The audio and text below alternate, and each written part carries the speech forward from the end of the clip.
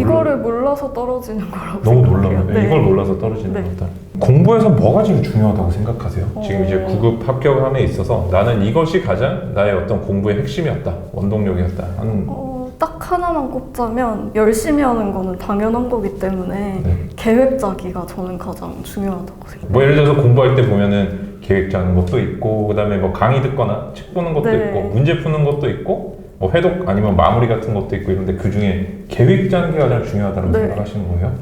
되게 궁금하거든요. 왜 그렇죠? 그 계획을 안 네. 짜면은 네.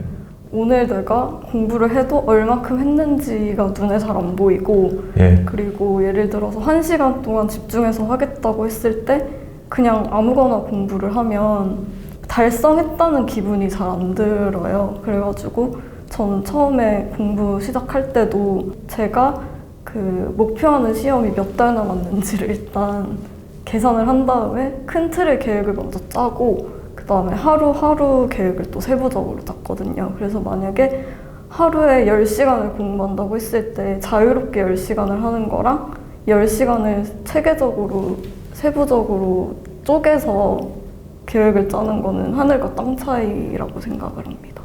제가 그럼 여기서 좀 궁금한 건 네. 계획을 세우지 않고 공부하시는 분들도 많이 계신가요? 네, 엄청 많아요. 그래요? 네, 그러니까 이게 생각보다 공무원 시험이 하는 방법을 몰라서 떨어지는 분들이 되게 많거든요. 되게 범위도 넓고 해야 할 거는 많은데 또 고득점을 해야 합격할 수 있기 때문에 공부 방법을 몰라서 떨어지는 사람들이 대부분이에요. 그래서 계획을 안 짜고 그냥 오늘은 지금은 한국사 해야지 하고 하다가 좀 지루해지면 행정법 해야지 하고 또 행정법 하고 이런 사람들이 되게 많아요. 그냥 어떻게 보면 나의 어떤 의식이 물이 흘러가는 걸 그냥 쫓아가는 거네. 네. 내가 지금 하고 싶은 공부를 하는 거네. 네네. 당연히 다 계획 세워서 하실 거라고 생각을 했는데. 그러니까 이 당연한 게 네. 사람들이 간과하고 있는 부분이기 때문에 저는 가장 중요하다고 생각합니다.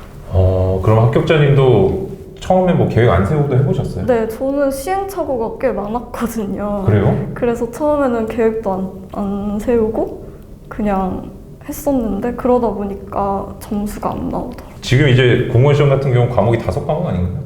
이거를 그냥 그러면은 내가 하고 싶을 때마다 네. 번갈아 가면서 하는 거예요? 그냥 기출 문제집을 풀어야 되면 아침에는 지루하니까 한국사 쉬운 거 하다가 점심 먹고 나면 졸리니까 또 뭐 하고 싶은 공부만 하고 이런 식으로 하다 보면 결국 하기 싫은 과목은 계속 미뤄지거든요. 그러면은 시험이 임박했을 때 그때 돼서 막 급하게 하다 보면 이미 늦었다고 생각해요. 그러면은 그렇게 하면 점수가 어떻게 나오나요?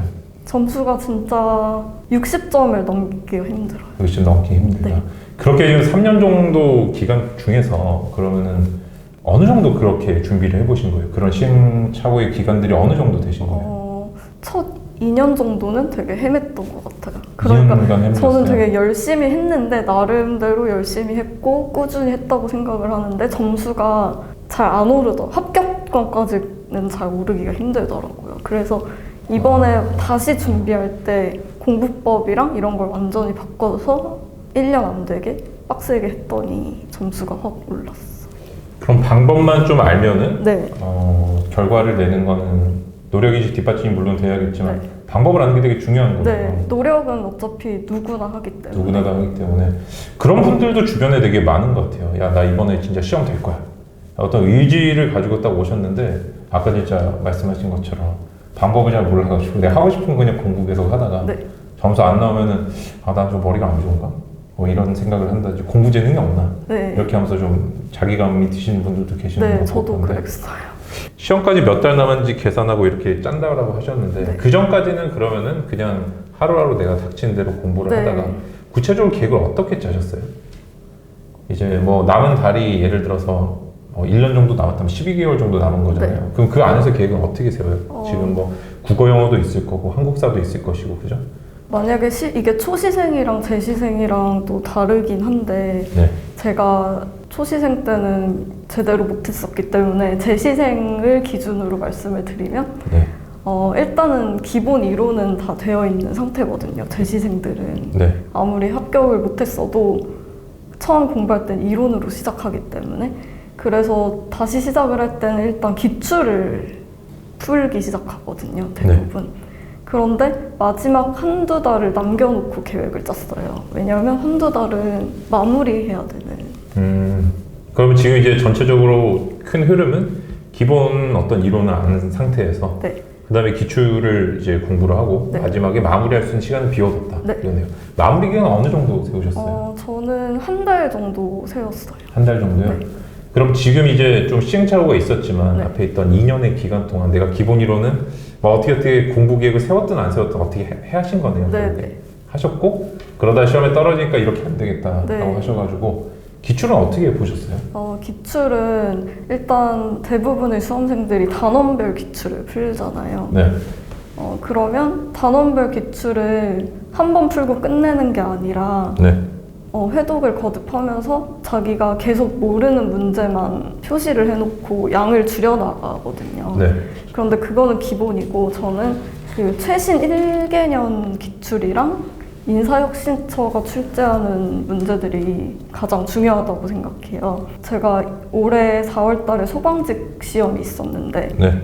소방직 시험 행정법을 풀어보고 나서 국가직 시험을 봤는데 거기서 거의 비슷한 비슷하게? 문제가 거의 똑같이 나왔더라고요. 이거 어떻게 하셨어요? 제가 목표는 국가직 지방직이었지만 다른 직렬 문제들도 무조건 풀어봤거든요. 풀다가 어느 순간 감이 딱 오신 거예요?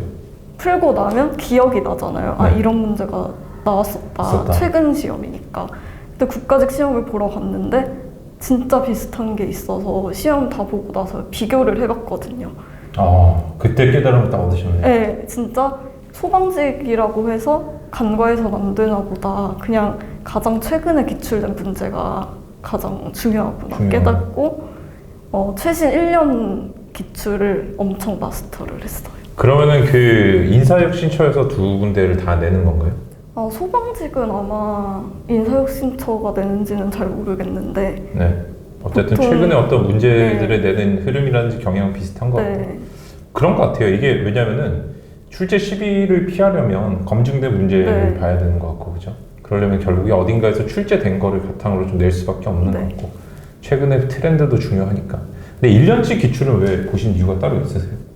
제가 이제 그때 딱 깨닫고 나서 보니까 최근에 기출된 문제들이 가장 반복이 되더라고요.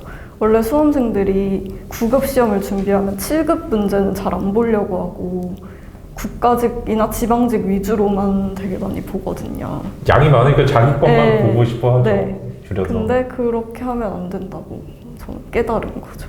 그럼 국가직을 준비하더라도 지방직까지 봐야 되고, 네. 그다음에 9급을 준비하더라도 7급까지 보면 좋다는 네, 말씀이시죠? 그리고 7급 문제가 작년 7급 문제가 다음 연도 9급 문제로 내려오기도 하더라고요. 분석을 되게 잘하셨네요. 네. 되게 이게 시험마다 이런 흐름 패턴이 존재를 하거든요. 예를 들어서 뭐 되게 재밌는 게 이게 공시에만 그런 게 아니고 변호사 시험 같은 경우도 예를 들어서 헌법 같은 거는 국회직 8급 문제가 헌법에 2년 뒤에 나온다든지 서울시 9급 문제가 또 2년 뒤에 나온다든지 이렇게 이게 시험마다 한 두세 개 정도 묶음이 있어요. 네. 이런 것들을 발견하면 되게 뭔가 내가 찾았다는 느낌이 딱 들잖아요. 그죠? 네. 그거를 찾으신 것 같아요. 특히 행정법은 진짜 기출 무한 반복이거든요. 그죠? 그런데 가끔씩 이제 신경향 문제가 나와요. 그러면 이게 좀 눈에 띄거든요. 뭔가 새롭기 때문에. 근데 딱 올해 시험에서 신경향이다 하고 봤는데 국가직에 또 나오는 걸 보고 지방직에도 이런 식으로 되겠구나. 그죠? 추측이 되죠. 그죠? 네. 추론이 되고. 아까 이제 기출문제를 근데 보신다고 했는데 내가 만약에 기본 이론을 안 본 상태에서는 그럼 기출을 봐도 될까요? 저는 기본 이론은 무조건 필수라고 생각해요. 무조건 필수다. 네. 학원 강의 같은 걸 좀 듣는 걸 추천하시나요? 학원 강의보다는 저는 인강이 훨씬 효율적이라고 생각해요. 그래서 강의를 들으면서 이해가 안 되더라도 그냥 빠르게 기본 이론을 먼저 듣고 기출을 많이 풀어야 된다고. 이해가 안 되더라도 그냥 빨리 네. 넘어가는 게 좋나요? 네. 문제를 풀면서 어차피 이해가 되기 네. 때문인가요? 근데 노베이스에서 문제를 풀면 아무것도 모르기 때문에 무용지물이더라고요. 맞아요. 저 되게 재밌는 거는 이게 들으시는 분들이 듣고 싶은 부분만 들어요.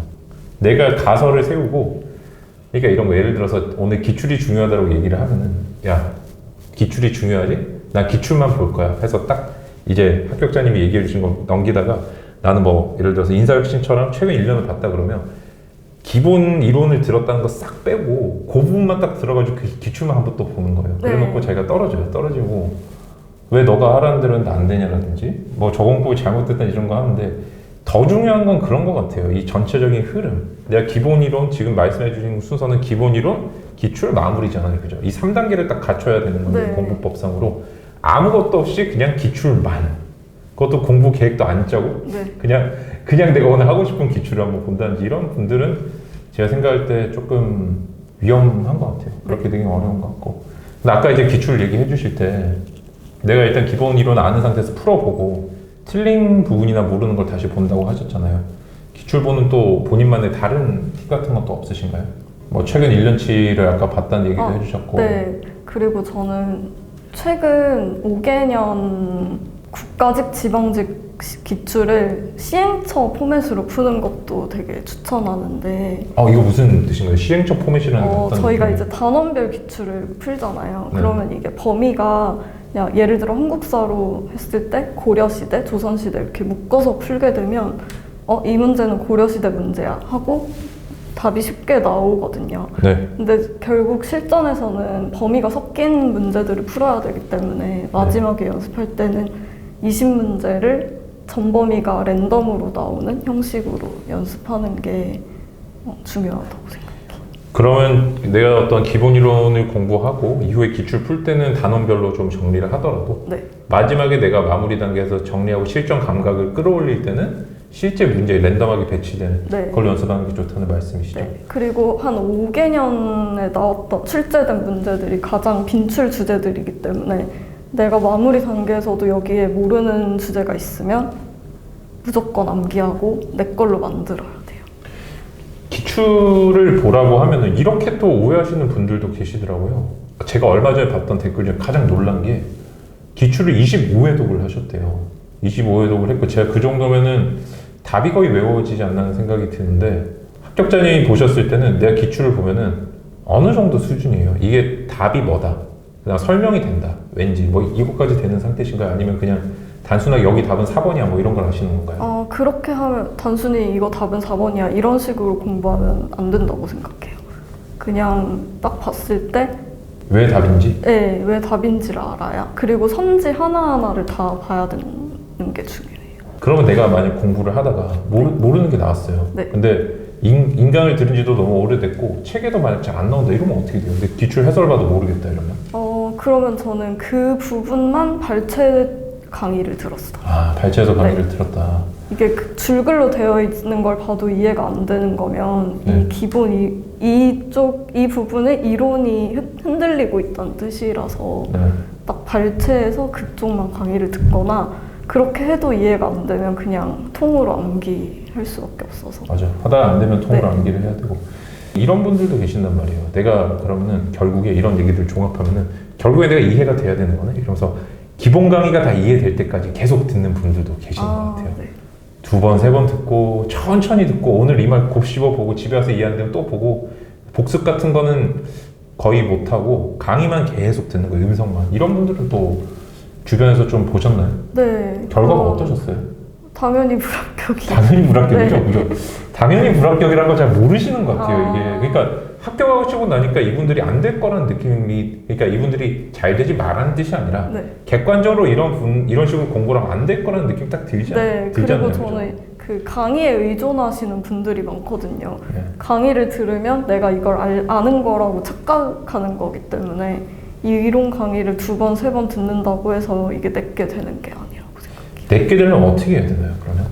당연한 말이지만 기출 분석이. 기출 분석에서 자기가 직접 풀어보고 그러면 좀 쉽게 정리를 하면은 내가 기본 이론을 빠르게 들은 상태에서 전반적인 어떤 뭐 단어 뜻 같은 건 알고 있어야 되니까, 그죠? 이런 상황에서 기출을 풀었는데 내가 이 단순하게 답이 몇 번이라는 게 아니라 해설할 수 있을 정도. 그것이 안 될 때는 해당 강의를 발췌해서 그때는 정석으로 들으시는 거예요. 그때는 천천히 듣고 다시 이해하고 또 문제 풀고.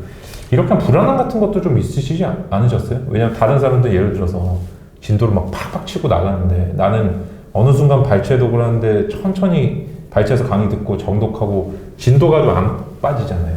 근데 저는 그 단계에서는 이미 전 범위를 회독했었고 내가 아는 거랑 모르는 거를 구분지어놨던 상태이기 때문에 내가 모르는 거를 일단 약점을 파악해서 그걸 내 걸로 만드는 과정이었어서 아, 이게 이렇네요. 그냥 단순하게 이 파트를 공부하는 게 아니라 전체적인 평균점을 끌어올리는. 그러니까 내가 부족한 부분을 채워서 네, 실력을 끌어올리는 단계였기 때문에 불안하지 않았다. 네.